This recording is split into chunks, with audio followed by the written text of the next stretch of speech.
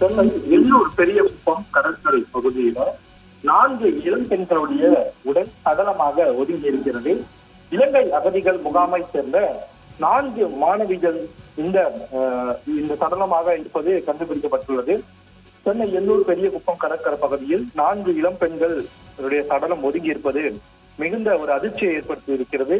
கரை ஒதுங்கிய சடலங்களை அந்த பகுதியில் இருந்த மீனவர்கள் பார்த்தவுடன் எண்ணூர் போலீசாருக்கு தகவல் அளித்துள்ளனர்.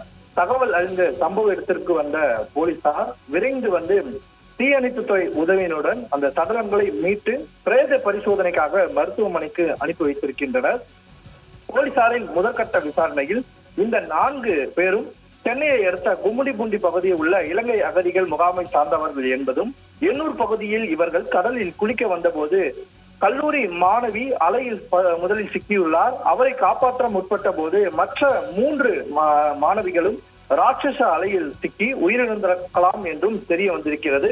உயிரிழந்த தேவகி, ஷாலினி, பவானி ஆகியோர் பொன்னேரியில் உள்ள அரசு கல்லூரியில் பயின்று வரும் மாணவிகள் என்பதும் போலீசாருடைய முதற்கட்ட விசாரணையில் தெரிய வந்திருக்கிறது. இதனால் சடலங்களை கைப்பற்றி போலீசார் சம்பவ இடத்திற்கு வந்து விசாரணையை மேற்கொண்டு வந்திருக்கின்றனர். போலீசார் எவ்வளவுதான் ஒலிபெருக்கியின் மூலமாகவும் மற்ற ரோந்து மூலமாகவும் ரோந்து போலீஸ் வாகனத்தின் மூலமாகவும் தொடர்ந்து இந்த கடற்கரை பகுதிகளில் அறிவுறுத்தி வருகிறார்கள்.